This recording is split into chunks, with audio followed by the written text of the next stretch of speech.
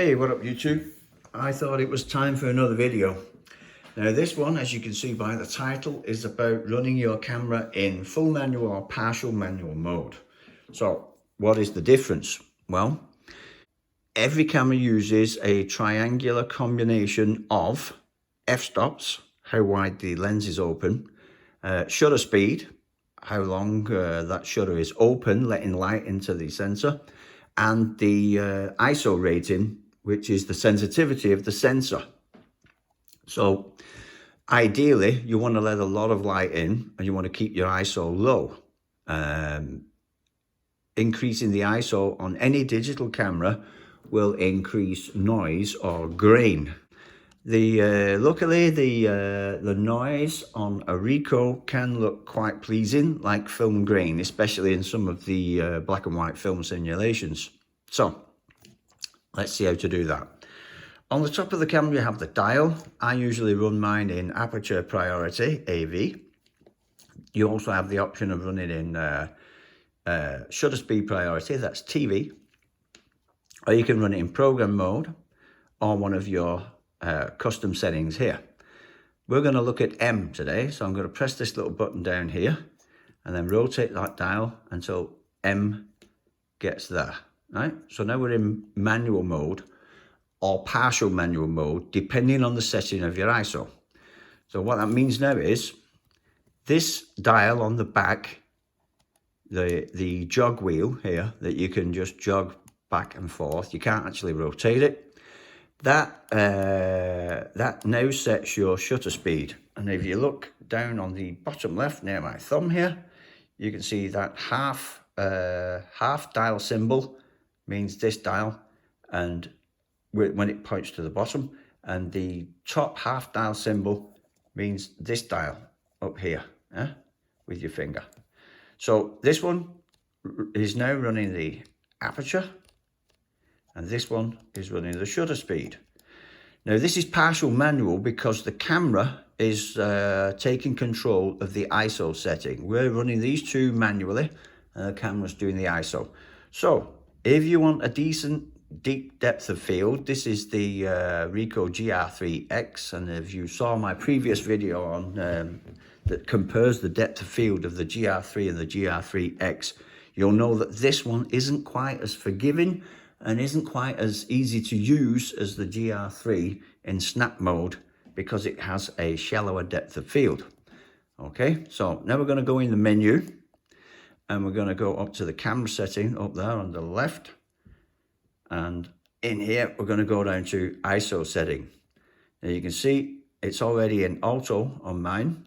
We can go in there and we can change it to a fixed manual setting if we so wish, or we can keep it on auto. Now this will be partial manual. When you keep the ISO on auto, let the camera do that. And when it's in auto, you can set an upper limit. And you can see this camera goes very high and will produce some god-awful images with way too much noise in. So I like to keep my ISO down at a reasonable number to avoid very noisy shots. So right now I'm keeping mine at 4,000, and that's where you see it blinking 4,000. ISO lower limit, you can also say to it, it shouldn't go below a certain value. And this setting here, minimum shutter speed, when you're running for example, aperture priority, and you're running auto ISO as well, you can say the camera can adjust both the shutter speed and the ISO, but you don't want it to go below a certain shutter speed. Now I use aperture priority when things are calm, and I can keep the camera steady either by doing that or having it on a tripod or resting it.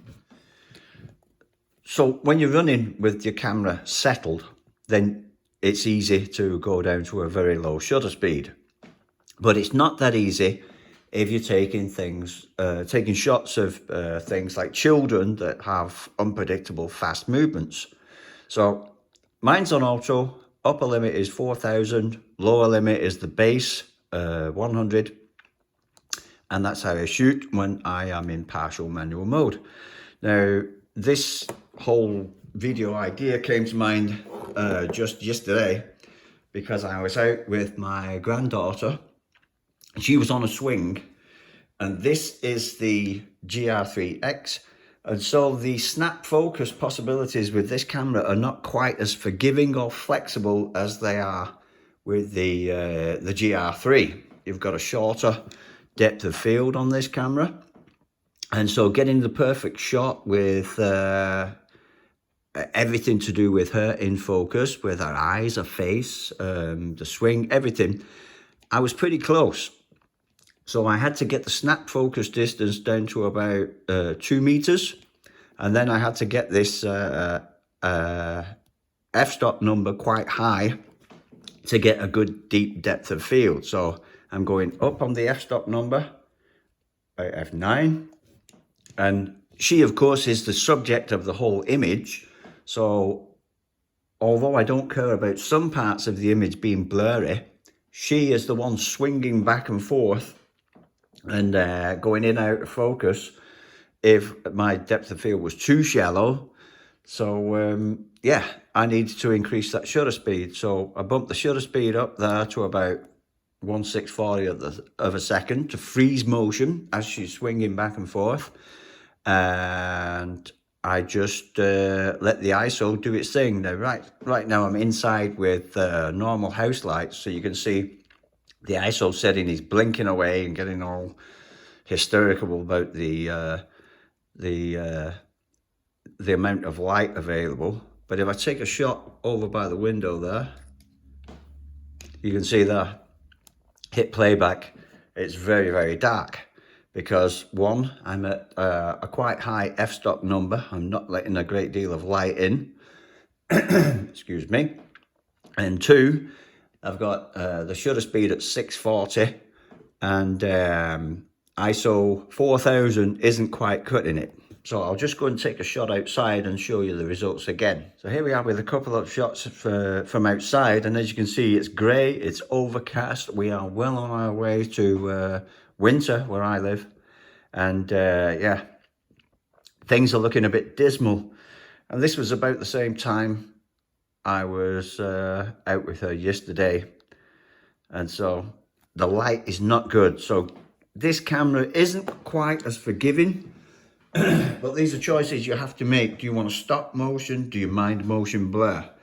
Do you want a deeper depth of field? Do you want a shallow depth of field? If you're going to be going for that deeper depth of field, it's going to be a little bit more tricky with the GR3X. But now you know. M sets you in manual mode. The setting of your ISO setting in the menu determines whether you're in full manual or partial manual. That's it for me.